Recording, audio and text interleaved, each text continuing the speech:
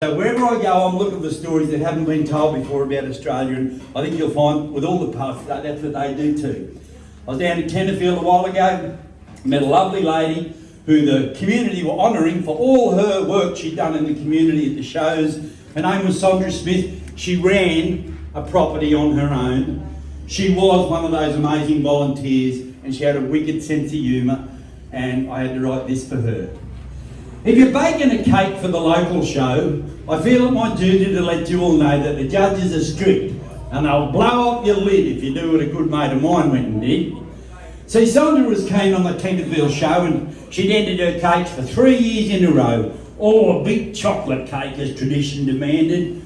She could juggle it with the odd job she had landed, like loading the livestock, parading the sheep, working the show ring for less than a keep. So it was no wonder in all of her haste, her oven spat out something too burnt to taste. Oh, she swore through the smoke, and she gave a loud shout as her best friend arrived. I'll just have to pull out. But hey, with one glass of wine and a laugh with the mate, they decided to shove what was left on the plate. They wrapped it together with 2 toilet rolls. Then they wet it and iced it and plugged up the holes. No one will notice they agreed with a grin. Oh, what a beauty, the judge said when booking it in.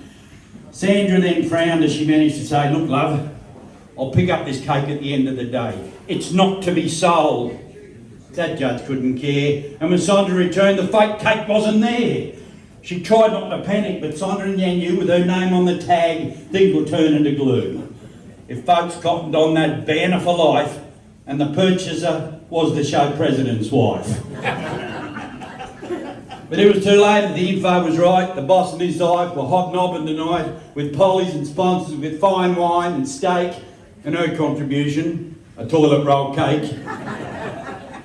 Sandra didn't sleep well, she cooked up a lie, but sometimes luck comes when you don't even try. For she heard from her mate the next day on the phone, the president's wife passed it off as her own. She doctored the tag, and she proudly announced how she'd baked it up special. Well, that joke had bounced. Before they could say, what a marvellous job, they're all stuffing toilet rolls into their gob.